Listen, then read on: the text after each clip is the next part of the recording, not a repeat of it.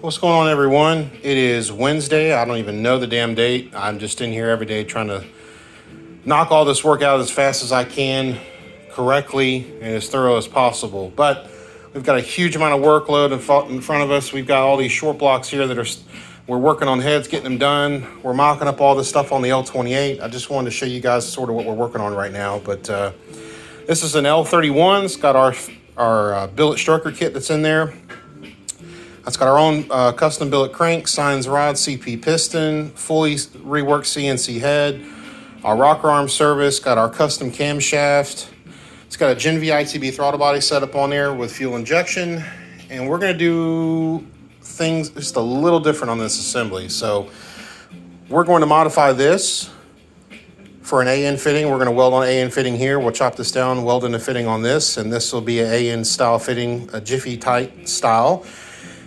So this is the Jiffy Tight male, or the plug that they call it. So we're going to put a dash 12 in here, then this will screw on, and then we'll have a quick disconnect off of this. As far as the angle of what we're going to do, we haven't decided that just yet, but it'll be just like this. This is the rear section that goes to your firewall for your heater core. So the client wanted to really get into something where it's a little more modern. So we're trying to give him the latest and greatest of what our motorsport industry has to offer. And right now we've got one of the better systems called Jiffy Tight. And so this is the plug that comes out of the rear of the head that goes into the heater core. And when this customer wants to be able to disengage disconnect all his fluid lines and everything else, we're setting this entire engine up, everything, to be quick disconnect. So when he wants to pull the motor out, he's going to build his own harness and do all this stuff.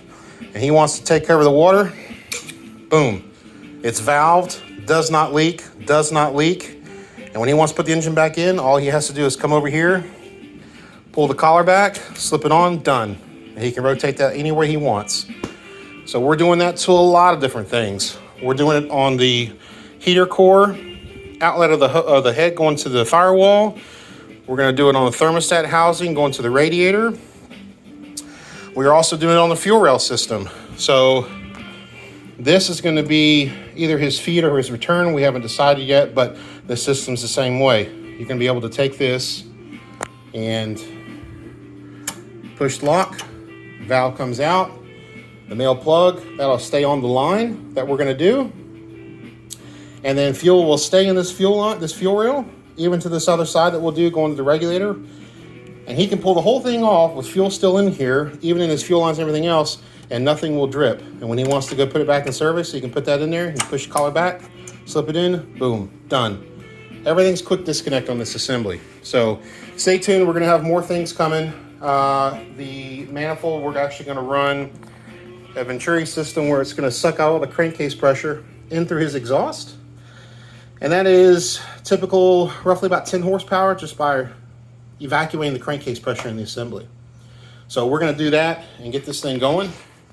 And yep, that's the gentleman's name, Doug Jensen.